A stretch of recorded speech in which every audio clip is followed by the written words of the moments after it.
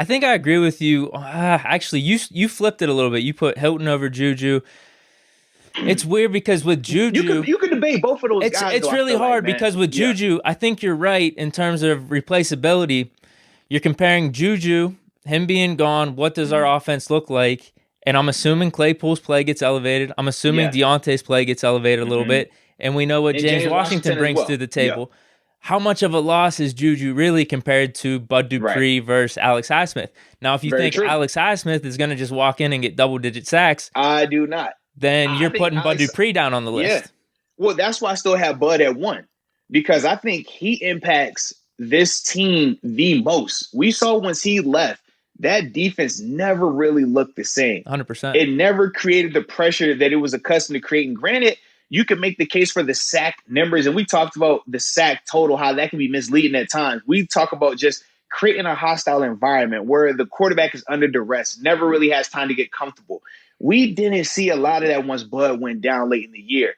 Now, I do think Heisman is going to come in and play well next year. I think he's going to be a big part of this defense. But to expect him to come in and be Bud Dupree in year two, I just don't see that happening. Mentally, he's capable of it.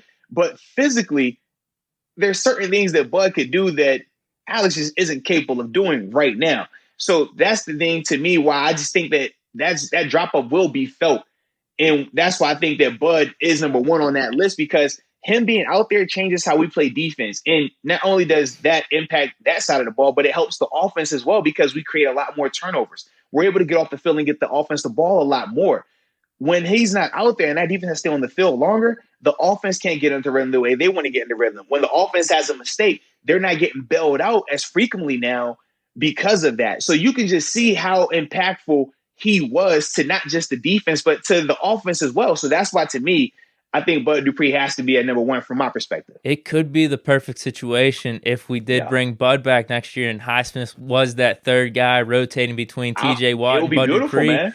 It will be beautiful. It's tough because we really want Yeah. Juju back, but whenever you're looking at all these pieces and talking value, man, like Mike Hilton, Yeah. Bud Dupree, bringing them back, now we don't really have to worry about that with the draft then. We could just maybe That gives focus you on big-time offensive peace of line and mind. running back. That's kind of it.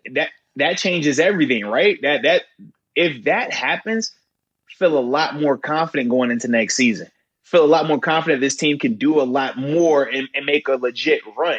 When you talk about losing those pieces, though, and then having to put all your eggs in the draft basket, knowing that you don't have the resources from a free agency standpoint to get, top tier talent, I don't like that as much. So I'm definitely hoping that, this can work out. Now, the interesting thing with Juju still is this. He keeps putting out the reports that he doesn't care about the money. He wants his offer. I'm hearing some reports from the Steeler Gang event. Actually, Yeah. it wasn't a Steeler Gang event; it was a JuJu event. But Steeler Gang was there. Pulled up, man. Yes, I'm hearing indeed. some Shout out to reports Steeler Gang. from people over there saying they talked to JuJu firsthand. He keeps saying he wants to come back. That's what I'm seeing as well. And then even his mother was very adamant on social media as well, backing it and even putting to rest some of the rumors about the offer that he received from the Steelers and things like that. But I'll say this. If I'm the Steelers, it seems from JuJu, everything that he's put out, that he hasn't received the offer just yet. If I'm the Steelers, I call his bluff. I'll go out there and I'll give him an offer. Now, I'm going to make sure this offer is very much team-friendly because he's been very adamant about wanting to return. He's been very adamant about not caring about money. He's been very adamant about he wants to stay here. So I would come out here with a number that I think, hey, we can afford to pay you this. We're comfortable paying you this based on the other talent that surrounds you as well. Since you don't care, here's your opportunity to take it. And then from there, we can lay it all to rest. Like that's kind of where I'm at with it because we know we're sitting at March 8th. Free agency starts in a week. Like it's either put up or shut up time. You know what I mean? If you want to come back, Steelers, offer him a contract, whatever y'all feel like he's worth or y'all comfortable paying, and then we can get this thing done. It doesn't have to keep lingering on, though.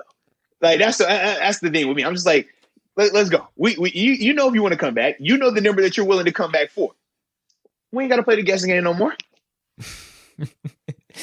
Could it be some see, that's the thing, dude, in terms of value. I mean, I think you're right, man. I think you're right. It's tough to say because JuJu was very impactful, and I would definitely miss him in our offense.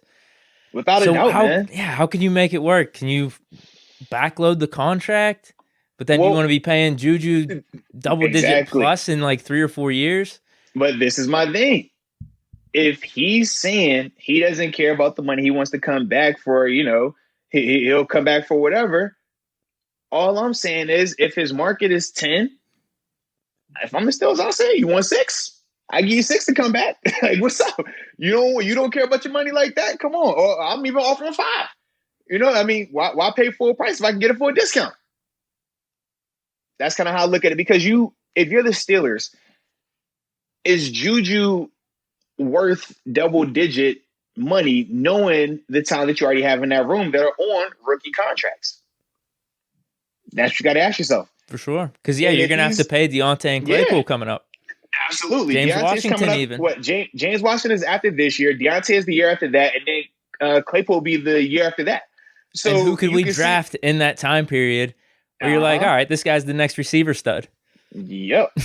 So that's the issue. So without disrespecting Juju, with a disrespectful offer, that's kind of the scenario, because it's not about if Juju is a good player or not. It's not about is he worth this money or not. The problem is the talent that these guys already have. If we didn't have Claypool, it'd be a different story. It's way different. If you didn't have Deontay, it's way different. If you didn't have James Washington, it's different.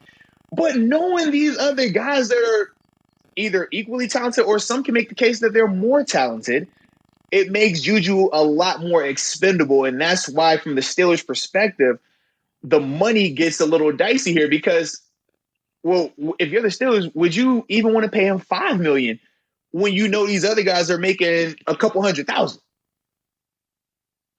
For sure. You run into that issue again, It's definitely a good question to ask.